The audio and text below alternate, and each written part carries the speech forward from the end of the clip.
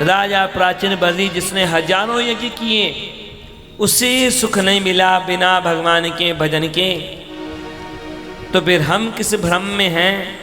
हमें कहाँ से में सुख मिल जाएगा बिना भगवान का भजन किए।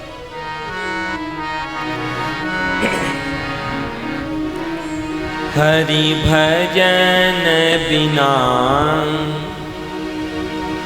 विश्राम नहीं, हरि भजन बिना विश्राम नहीं, हरि भजन बिना विश्राम नहीं, हरि भजन बिना विश्राम नहीं, हरि भजन बिना विश्राम नहीं, हरि भजन बिना विश्राम नहीं।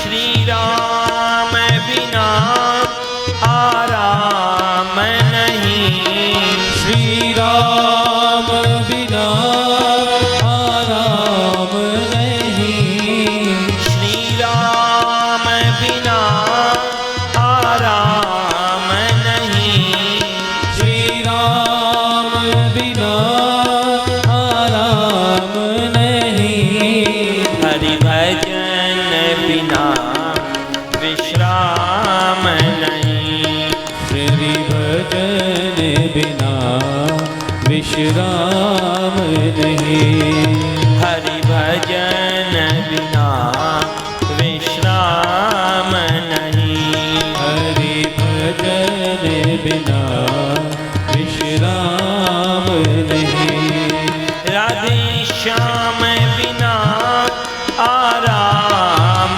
नहीं, राधे श्याम बिना आराम नहीं, राधे श्याम बिना आराम नहीं, राधे श्याम बिना आराम नहीं, हरि भजन बिना विश्राम नहीं, हरि भजन बिना विश्राम नहीं, हरि भजन बिना विश्राम नहीं, हरि भजन बिना विश्राम नहीं, गोविंद बिना सुख शांति नहीं, गोविंद बिना सुख शांति नहीं, गोविंद बिना सुख शांति नहीं, गोविंद बिना सुख शांति नहीं, हरि भजन बिना विश्राम नहीं, हरि भजन बिना विश्राम नहीं, हरि भजन बिना विश्राम नहीं, हरि भजन बिना विश्राम नहीं, श्रीमन्नारायण नारायण नारायण, श्रीमन्नारायण नारायण भजमन नारायण नारायण नारायण भजमन नारायण नारायण नारायण लक्ष्मी नारायण नारायण नारायण लक्ष्मी नारायण नारायण नारायण श्रीमन्नारायण नारायण नारायण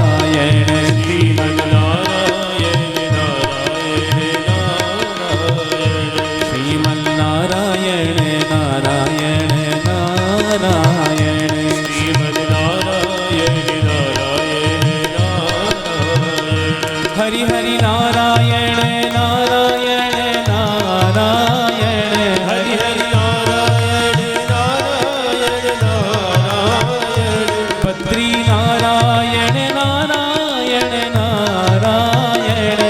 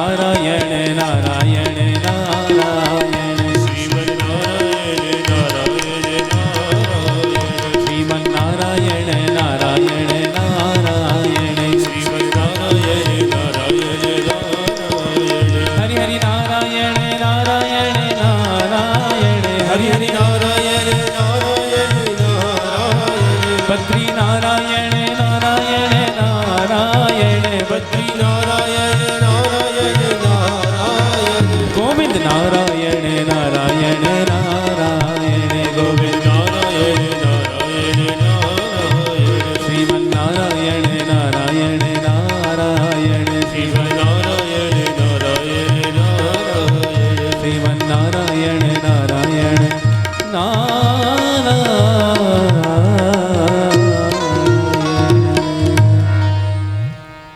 श्रीमन्नारायण भगवान की जय।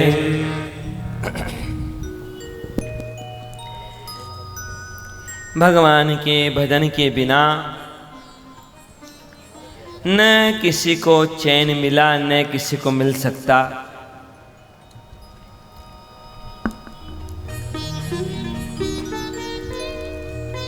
भगवान से संबंध जोड़े बिना, भगवान के चरणों में अपने शुभ कर्मों को अर्पण किए बिना कोई भी शुभ कर्म हमें भगवान की कृपा के योग्य बना नहीं सकता, और बिना भगवान की कृपा के किसी को चैन मिल सकता नहीं। उधर राजा प्राचीन बलि को जो भी कहता नए यज्ञ की बात, वो यज्ञ में लग जाता। नए नए यज्ञ किए पर हालत वैसी की वैसी। नारद जी का हुआ आगमन वहां। अब नारद जी को प्रणाम किया राजा प्राचीन बलि ने और कह दिया कि नारद जी मैं बड़ा दुखी हूँ, इतने सारे मैंने यज्ञ कर लिए पर मेरे मन को चैन नहीं है, क्या करूं मैं। सोच रहा था प्राचीन बलि कि नारद जी भी मुझे किसी नए यज्ञ के बारे में बताएंगे, पर नारद जी ने क्या किया।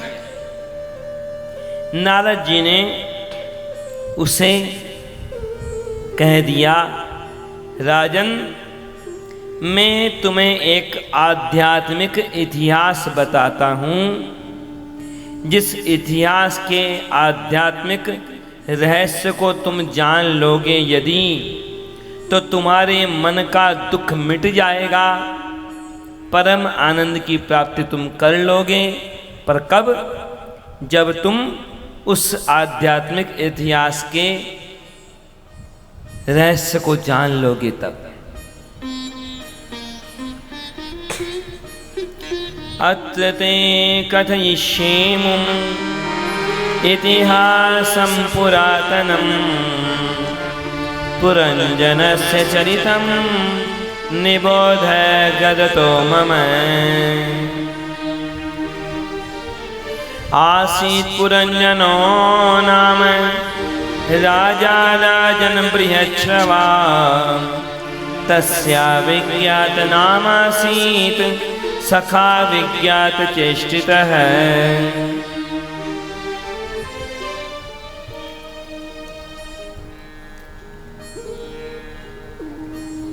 नारद जी ने कहा, देखो राजन, प्राचीन काल की बात, दो मित्र थे, एक का नाम था पुरंजन, दूसरे का नाम अविज्ञात। दोनों मित्र संसार में घूमते हुए जा रहे थे, आगे से आगे, आगे से आगे, और दोनों ने देखा एक सुंदर नगर को, जिस नगर में 9 द्वार थे। 5 फणों वाला एक नाग उस नगर की रक्षा करता था। नगर के बाहर बढ़िया बगीचा भी लगा हुआ था। उस नगर को देखकर पुरंजन का मन अटक गया उस नगर में। पुरंजन ने कह दिया अपने मित्र अविज्ञात से कि मित्र, कितना सुंदर नगर है यह, चलो अब हम इसी नगर में रहेंगे, अब आगे नहीं जाएंगे, इसी में रहेंगे। अविज्ञात ने समझाया कि देख मित्र, हम तो घूमने आए थे, देखो अच्छा है तो देख लो, बुरा है तो देख लो, केवल देखो साक्षी भाव से। दृष्टा भाव से देखो बस और आगे चलो, अटको मत। परंतु पुरंजन माना नहीं अभिज्ञात की बात, कह दिया कि ठीक है तुम जाओ तो जाओ, मैं तो इसी नगर में रहूंगा। अभिज्ञात तो आगे बढ़ चला, पुरंजन तो माना नहीं था। पुरंजन बढ़ा नगर की तरफ। नगर के बाहर जो बगीचा था वहीं पर एक सुंदर स्त्री थी जिसका नाम था पुरंजनी। दोनों का हो गया परिचय, दोनों ने कर लिया विवाह, दोनों रहने लगे सुख से उस नगर में। बीतता चला गया समय। पुरंजन तो पूरी तरह से अपनी पत्नी के वशीभूत हो चुका था। कई संतानें हो गई उसके। और बीता समय, अब समय तो बीतता है, और साफ साफ कहें तो समय क्या बीतता है, जीवन बीतता है। कालो न यातो वयमेव याता। समय क्या बीतता है, जीवन बीत रहा है। पुरंजन सावधान रहा नहीं और विपत्ति आ गई पुरंजन के नगर पर। एक गंधर्वों का राजा था जिसके पास 365 गंधर्व और 365 गंधर्वियाँ थीं। उन्हीं की सेना को लेकर वह चंडवेग गंधर्वों का राजा आ गया। आक्रमण किया उसने पुरंजन के नगर पर। 5 फणों वाला नाग अकेला ही रक्षा करने लगा सबसे लड़ाई करके। दूसरी समस्या और आ गई। काल की कन्या थी जिसका नाम था जरा। जरा यानी बुढ़ापा। उस काल कन्या ने यमन राज के भाई को और उसके सैनिकों को लेकर के आक्रमण किया पुरंजन के नगर पर। अब तो वह नाग, 5 फणों वाला नाग, लड़ाई करते करते थक गया। नगर को छोड़ने का विचार करने लगा और अब तो मौका मिल गया काल कन्या के सैनिकों को और चंडवेग के गंधर्वों को। वे सब नगर में घुस गए, नगर को नष्ट करने लगे। इधर पुरंजन देख रहा है कि मारा जाऊंगा मैं, परंतु फिर भी सावधान नहीं हुआ। ये नहीं सोचा कि क्या है मेरा कर्तव्य। कर्तव्य नहीं कर रहा, चिंता कर रहा है। चिंता भी किसकी?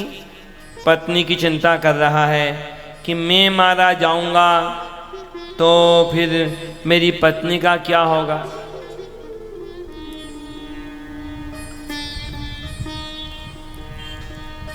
पत्नी का चिंतन करते हुए मृत्यु को प्राप्त हुआ वह पुरंजन। और शास्त्रों का तो सिद्धांत है, श्रीमद् भगवद गीता में कहा है स्वयं भगवान श्री कृष्ण ने, यम यम वापि स्मरन् भावम त्यजन्तन्ते कलेवरम तम तमैवैति कौन्तेय सदा तद्भाव भावितः।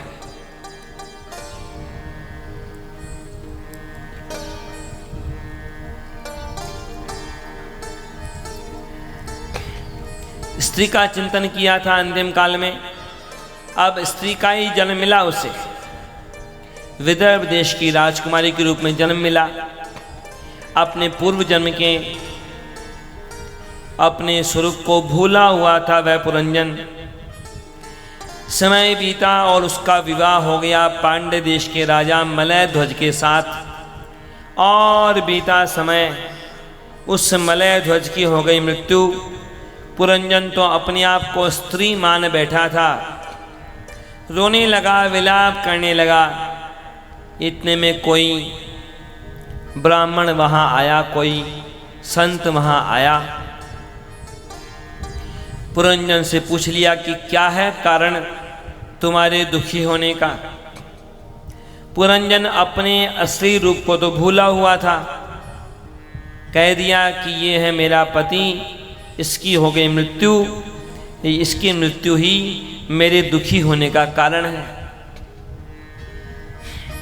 अब तो उस ब्राह्मण ने याद दिलवाया उस पुरंजन को, अरे पुरंजन, अपने असली स्वरूप को याद करो। क्या थे तुम? क्यों आए थे संसार में? किस लिए आए थे तुम यहाँ? कौन थे तुम और क्या मान लिया तुमने अपनी आप को? अपने वास्तविक स्वरूप को तुम जानो, पहचानो। अपने स्वरूप को जानोगे तो तुम्हारा दुख मिट जाएगा। अरे तुम आए थे इस संसार में केवल भ्रमण करने, लेकिन तुमने मोह किया उस नगर से। नगर से मोह किया तो तुम्हें बंधना पड़ा जन्म मरण के बंधन में। अपि स्मरसि चात्मानम अविज्ञात सखम सखे हित्वा माम पदमन्विच्छन् भौम भोगरतो गतः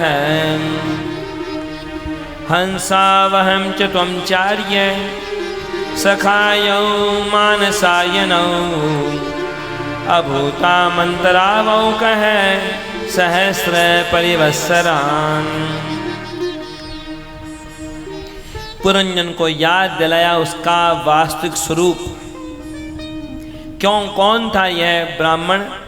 ये था वही पुरंजन का वही मित्र अविज्ञात, जो पुनः अपने मित्र को उसके स्वरूप का स्मरण कराने आया था।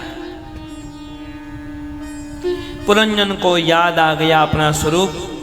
अब तो संसार से अपने मन को हटाकर अपने स्वरूप में स्थित होकर पुनः चल पड़ा वह अपने मित्र अविज्ञात के साथ में, सारे दुखों से परे होकर।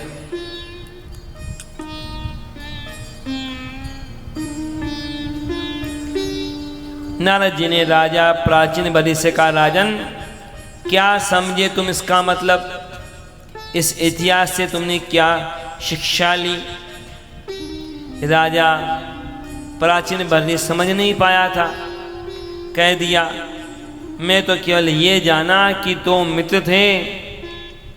एक मित्र तो यात्रा करता रहा और दूसरा मित्र उस नगर में रहने लगा। नारद जी ने समझाया, अरे राजन, ये कोई सामान्य मित्र नहीं है, ये हैं जीवात्मा और परमात्मा। वास्तव में तो ये जीवात्मा है परमात्मा का दास, लेकिन परमात्मा कृपा करके इस जीवात्मा को सखा भी बना लेते हैं। उपनिषदों में भी वर्णन आता है, सखा के रूप में भी वर्णन आता है जीवात्मा का। जीवात्मा परमात्मा दोनों आते हैं संसार में, पर जहाँ परमात्मा कहीं अटकते नहीं, ये जीवात्मा संसार के विषयों में, पदार्थों में, चीज़ों में अटक जाता है। क्या है यह 9 द्वार वाला नगर? ये है मानव का शरीर जिसमें भी 9 द्वार हैं।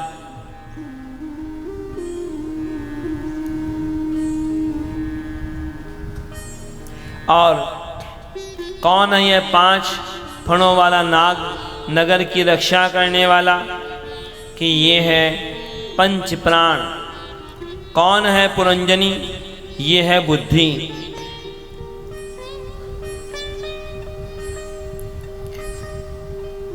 देखो, जब तक वह पुरंजन अपने सखा परमात्मा से दूर रहा, जब अपने स्वरूप को भूला रहा, तो बार बार उसे जन्म मरण के बंधन में उलझना पड़ा, बार बार दुखी होना पड़ा।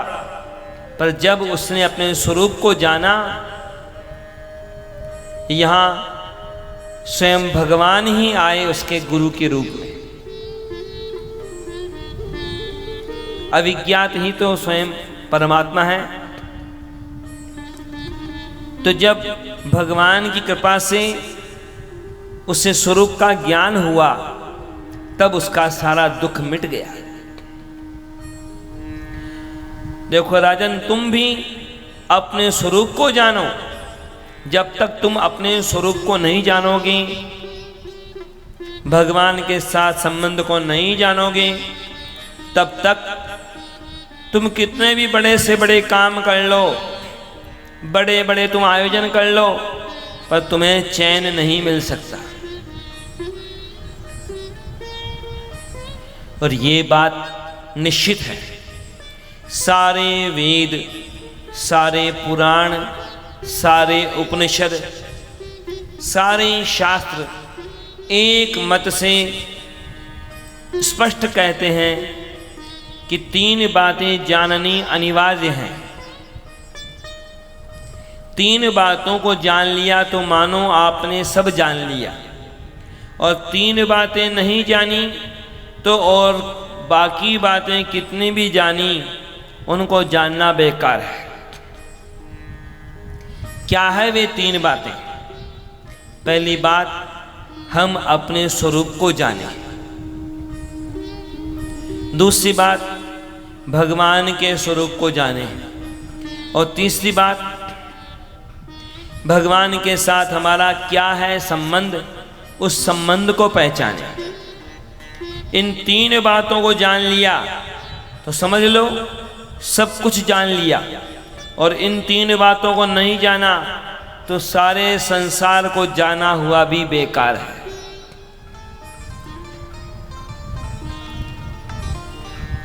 कबीरदास जी ने तो यहाँ तक कह दिया कि दुनिया में बातें करते हैं लोग कि हमें भगवान के पास जाना है, भगवान का दर्शन करना है।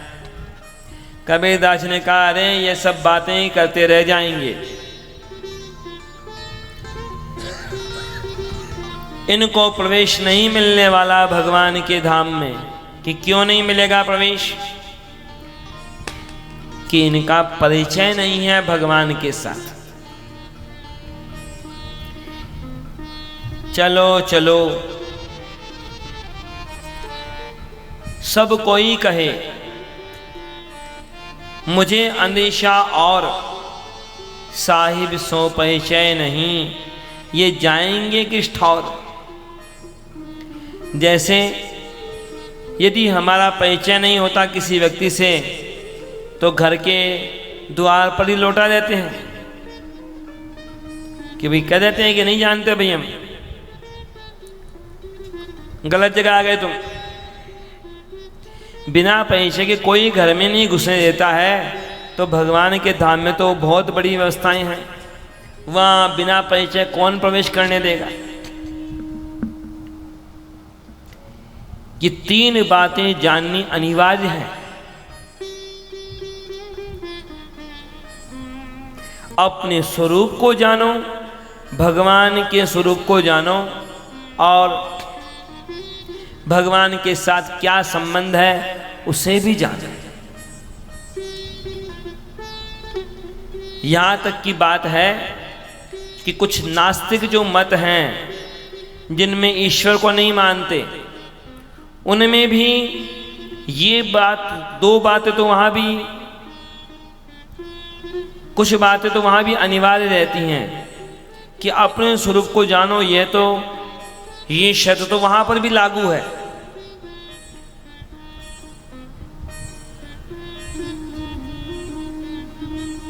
अनीश्वरवादी बौद्ध और जैन, उनमें भी ये तो निश्चित बात वहां भी कहा गया, अपने स्वरूप को जानो।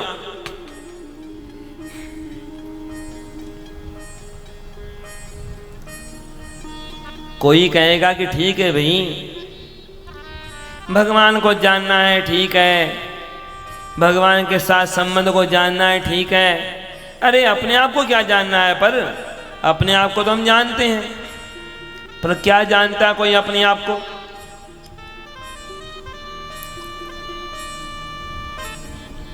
कुछ भी तो नहीं जानते लोग।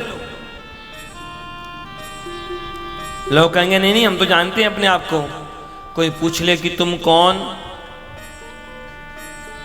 तो क्या बताओगे? नाम बता दोगे अपना कि ये मेरा नाम है। दोबारा पूछ ले कि कौन, तो पिता का नाम बता दोगे कि उनका बेटा हूं। तीसरी बार पूछ ले कि कौन तुम, तो कोई आईडी कार्ड होगा, परिचय पत्र होगा, निकाल के दिखा देंगे लोग कि देखो ये हूं मैं।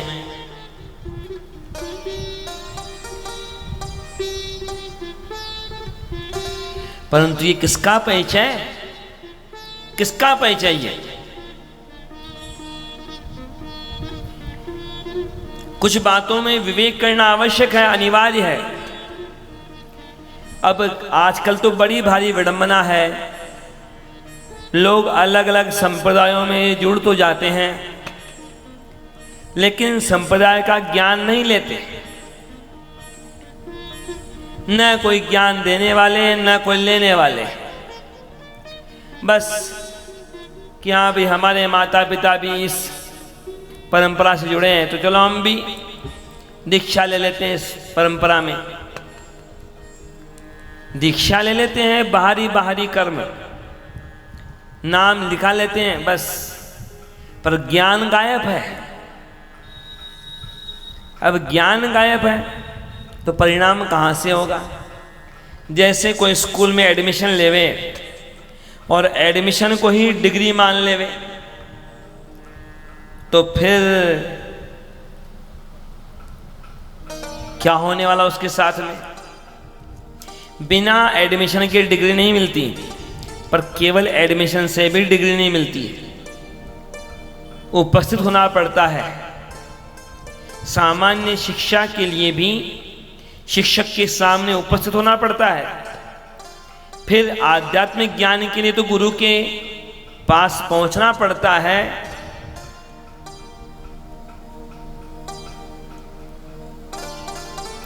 तद्विद्धि प्रणिपातेन परिपृष्टेन सेवया। लोग सोचते हैं कुछ भेंट कर दो काम खत्म हुआ। अब स्कूल में कोई अच्छा विद्यार्थी हो तो और पैसा न हो तो कुछ जगह पर व्यवस्थाएं होती हैं कि भाई फीस माफ कर दो इसकी।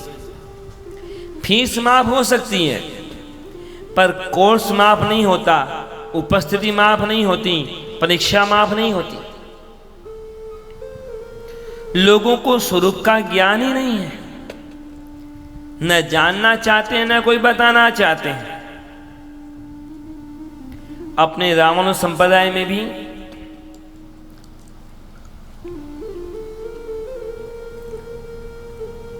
कितने कितने शास्त्र लिखे गए अपने आचार्यों के द्वारा ज्ञान देने के लिए, लोगों को लायक बनाने के लिए, पर उन शास्त्रों के नामों का उल्लेख ही नहीं होता। हैं कुछ गिने चुने अच्छे संत विद्वान कि जो उनका चिंतन करते हैं, अधिकतर तो केवल नाम। श्री वेदांत स्वामी जी ने ग्रंथ लिखा परम पद सोपान। सोपान कहते हैं सीढ़ी को। परम पद का वहां संकेत है, तात्पर्य है कि परम पद यानी भगवान का धाम। तो उस परम पद भगवान के धाम तक पहुंचने के लिए कौन सी सीढ़ियां हैं जिनसे गुजर कर हम, जिनको पार करके हम भगवान की कृपा के पूर्ण योग्य बन पाएंगे, भगवान के धाम तक पहुंच पाएंगे। उनमें सबसे पहली सीढ़ी उन्होंने वही कही, विवेक। कि विवेक जागृत हो।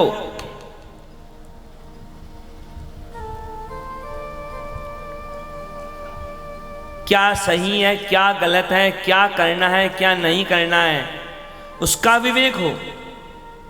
तो विवेक से मतलब ही नहीं। लोगों के नाम हो जाते हैं, भले ही कोई विवेक नाम रख दिया किसी का, पर खुद के विवेक नहीं होता, बुद्धि में विवेक नहीं होता। नाम को ही समझ लिया खुद कि ये नाम है, यही तो मैं हूं। सामान्य बात है एक,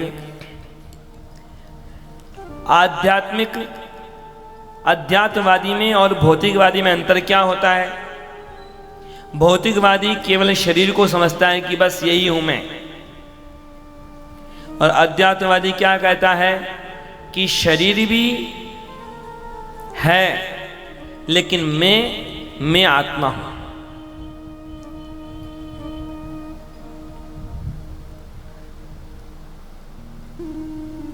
सीधी सी बात है। देखिए, दो चीजें होती है, एक तो होता है मैं, एक होता है मेरा। सामान्य बात, आध्यात्मिक चिंतन करना हो तो इन दो बातों को समझना बहुत जरूरी है, मैं और मेरा। जो जैसे कोई कहे कि ये क्या है, कि ये मेरा बंगला है, कि ये क्या है, कि ये मेरी कार है, तो क्या तुम कार हो? क्या तुम बंगला हो? कि नहीं, ये मेरी कार है, मैं कार थोड़ी हूं। तो वैसे ही शरीर पर भी देख लो, क्या कहते हो, ये शरीर क्या है, कि ये मेरा शरीर, कि ये हाथ, कि ये मेरा हाथ, कि ये सिर, कि हाँ ये मेरा सिर। तो जो मेरा है वह मैं नहीं हूं। इस मेरे को काटते जाओ, दूर करते जाओ, अलग करते जाओ, जब कुछ न बचे वह मैं है, वह आत्मा। बारीक चिंतन तो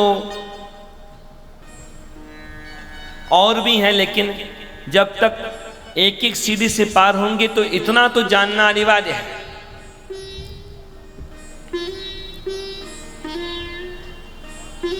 क्या जानते हैं लोग अपने आप को? कुछ भी तो नहीं जानते। जिस शरीर को जानने का अहंकार रखते हैं उस शरीर को भी नहीं जानते। लोग कह तो देंगे ये मैं, ये मेरा शरीर, लेकिन उनको पता कितना होता है? सामान्य तौर पर पता होता है केवल चेहरे का, केवल चेहरे का। जो लोग रोज घंटा 2 घंटा कांच के सामने बिताते हों, उनके सामने भी 10-20 लोगों के हाथ पैर के फोटो ले जाके रख दो, कह दो कि पहचान के बता तेरा हाथ पैर का फोटो कौन सा है, नहीं पहचान पाएंगे। और चेहरे को भी कितना जानते हैं? चेहरे को भी पूरा नहीं जानते। चेहरे के बारे में पता कर लो, कितने लोगों को पता है। शरीर के बारे में क्या पता है? दोनों हाथ अपने बराबर नहीं होते, दोनों पैर समान नहीं होते, दोनों हाथों की रेखाएं समान नहीं होती, दोनों हाथों की या दोनों पैरों की ताकत भी समान नहीं होती, और चेहरे की बात कर रहे हो तो चेहरे में भी दोनों कान एक जैसे नहीं होते। और तो और जो नाक सीधी दिखती है, कोई ऑपरेशन करा के नाक को सीधी करा ले तो बात अलग है, नहीं तो किसी भी व्यक्ति की नाक पूरी सीधी नहीं मिलेगी दुनिया में। चेहरे के 2 हिस्से करके देखो, कोई दाएं बाएं हिस्से, तो दोनों एक जैसे नहीं होते, कभी भी कुछ ना कुछ अंतर अवश्य होता है। क्या जानता है कोई अपने बारे में? अपने बारे में जानना जरूरी है। सबसे पहले शुरुआत करनी पड़ेगी अपने आप को जानने से। यात्रा कितनी भी छोटी हो या कितनी भी बड़ी हो, शुरुआत कहां से होगी? जहां पर आप हैं, जहां आप खड़े हैं या बैठे हैं, शुरुआत वहीं से होगी। और आपकी हालत, अपनी हालत, सबकी हालत, क्या अधिकतर लोगों की हालत अपने आप को ही नहीं जानते तो क्या जानेंगे परमात्मा को।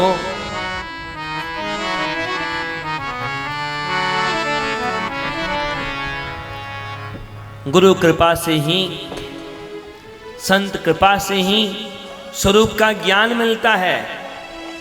अधिकतर आजकल के तो कलयुग के मामले तो ऐसे हैं, वो बाकी ज्ञान दे देंगे, भौतिक ज्ञान कैसे दुकानदारी चले उसके लिए कोई टोना टोटका बता देंगे, कैसे सांसारिक चीज़ें क्या क्या मिलेंगी कैसे, उसके बारे में भी सपने दिखा देंगे। पर जगाने वाले गुरु मिलने तो बात होती है, स्वरूप का ज्ञान नहीं मिला तो बस ऐसे ही भटकते रह जाएंगे, उस राजा प्राचीन वर्दी की तरह केवल कर्मकांड में उलझे उलझे।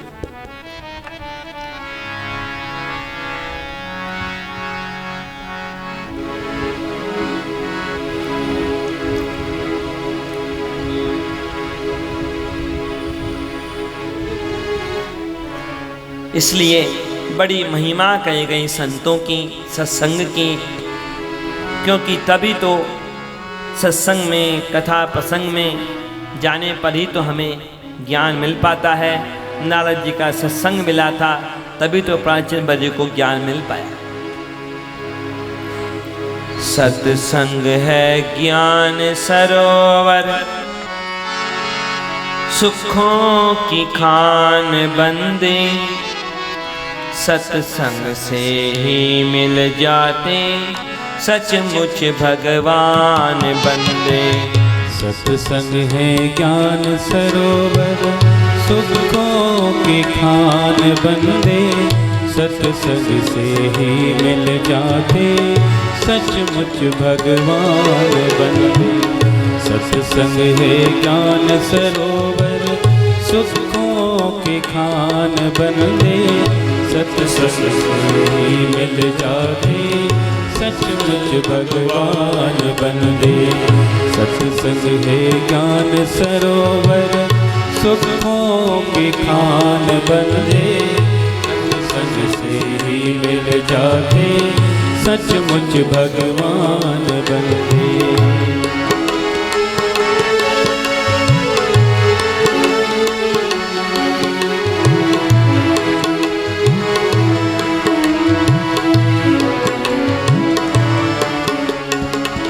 सत्संग से होकर जाता मंजिल का रास्ता, सत्संग से होकर जाता मंजिल का रास्ता, सत्संग से होकर जाता मंजिल का रास्ता, सत्संग से होकर जाता मंजिल का रास्ता। इस मंजिल के राही को जग से क्या वास्ता, इस मंजिल के राही को जग से क्या वास्ता।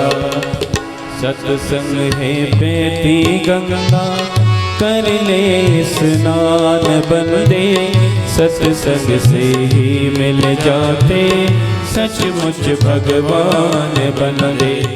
सत्संग है ज्ञान सरोवर, सुखों की खान बंदे, सत्संग से ही मिल जाते सचमुच भगवान बंदे।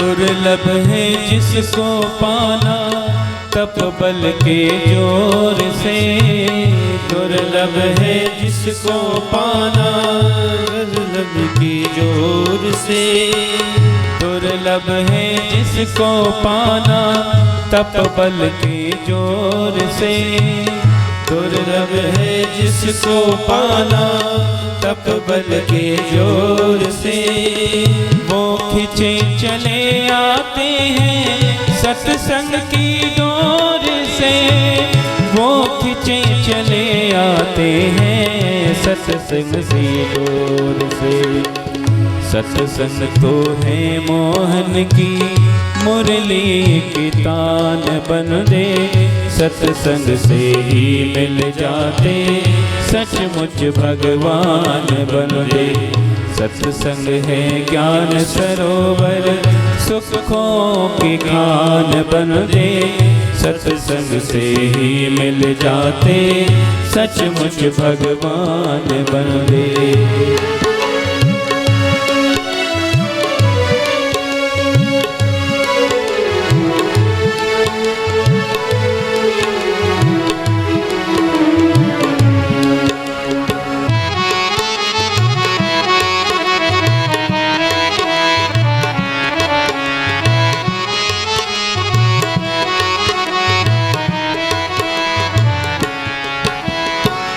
सत्संग है सच्चा सौदा, सच्चा व्यापार है। सत्संग है सच्चा सौदा, सच्चा व्यापार है। परमार्थ के प्रेमी का सत्संग आधार है, परमार्थ के प्रेमी का सत्संग आधार है। भक्तों की बंदगी का कर ले सम्मान बन दे, सत्संग से ही मिल जाते सचमुच भगवान बन दे। सत्संग है ज्ञान सरोवर सुखों की खान बन दे, सत्संग से ही मिल जाते सचमुच भगवान बन दे। सत्संग है ज्ञान सरोवर सुखों की खान बन दे, सत्संग से ही मिल जाते सचमुच भगवान बन दे। सत्संग से ही मिल जाते सचमुच भगवान बन दे, सत्संग से ही मिल जाते सचमुच भगवान बन दे।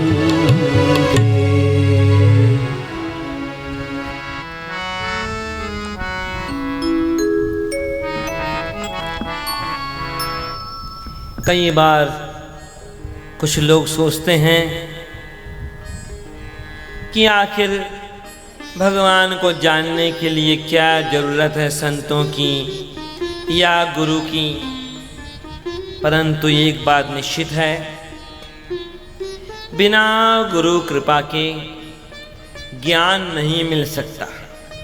बिना सच्चे गुरु के क्या कहा जाए, कलयुग है, इसलिए केवल गुरु कहना पर्याप्त नहीं रह रहा आजकल। नकली भगवान जब हो गए दुनिया में कई सारे, तो नकली गुरुओं का तो हिसाब किताब कहां तक बताना। और शास्त्रों में ये बात बार बार कही गई है कि गुरु का मतलब वही है कि जो हमें आध्यात्मिक ज्ञान देवे, भौतिक सपने दिखाए, वह गुरु नहीं है। सपनों से जगाए, वह गुरु है। केवल एक सपने से दूसरे सपने में ट्रांसफर कर दिया तो क्या मतलब निकला? जो हमें जगाए।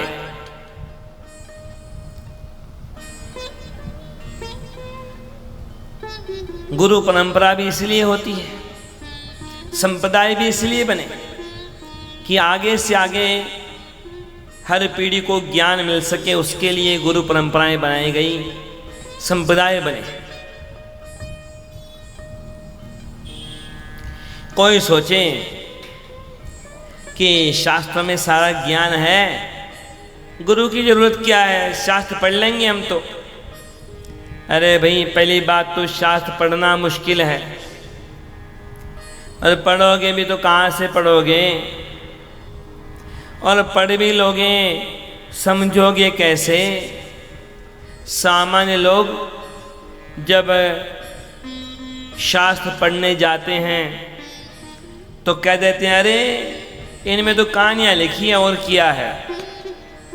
ठीक बात है, पुराणों में बहुत कहानियाँ हैं, उपनिषदों में भी कहानियाँ दी हुई हैं, कई तरह की कहानियाँ हैं। कहानियाँ तो हैं, लेकिन केवल कहानियाँ नहीं हैं। कहानियों के पीछे आध्यात्मिक रहस्य छिपे रहते हैं।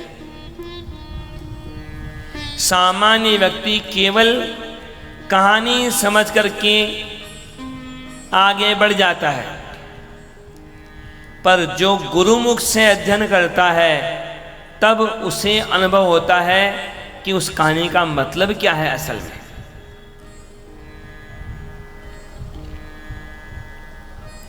जैसे आप लोगों ने कहानियां सुनी होंगी, बहुत सारी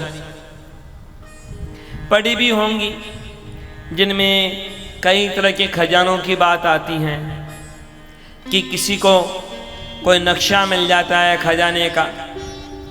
अब खजाने का नक्शा मिल जाए तो क्या नक्शा मिलने मात्र से खजाना मिल जाता है क्या? केवल नक्शा मिलने से खजाना नहीं मिलता, क्योंकि नक्शे में कई शब्द या चित्र जो भी बने होंगे उनके मतलब को समझना होगा। जो कई कोड वर्ड्स हैं उन्हें डिकोड करना पड़ेगा, तब जाकर के कोई उस खजाने को प्राप्त कर सकता है।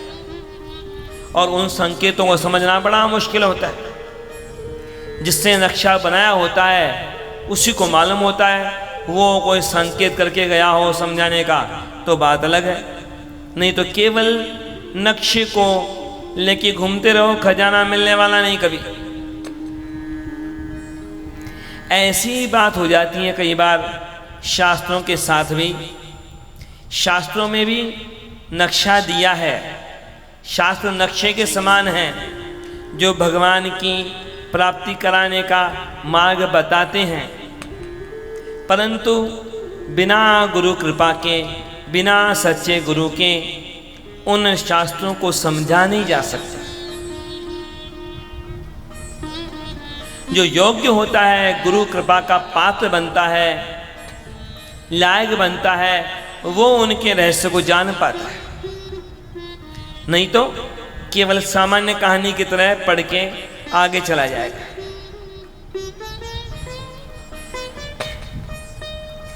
किस प्रकार की भाषा होती है आध्यात्मिक शास्त्रों में भी, कैसी उलझी हुई भाषा होती है कभी कभी। उदाहरण दे के बताता हूं।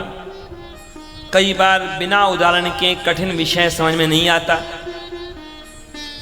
ऐसा हुआ, कहीं पर किसी गांव में कोई किसान रहता था।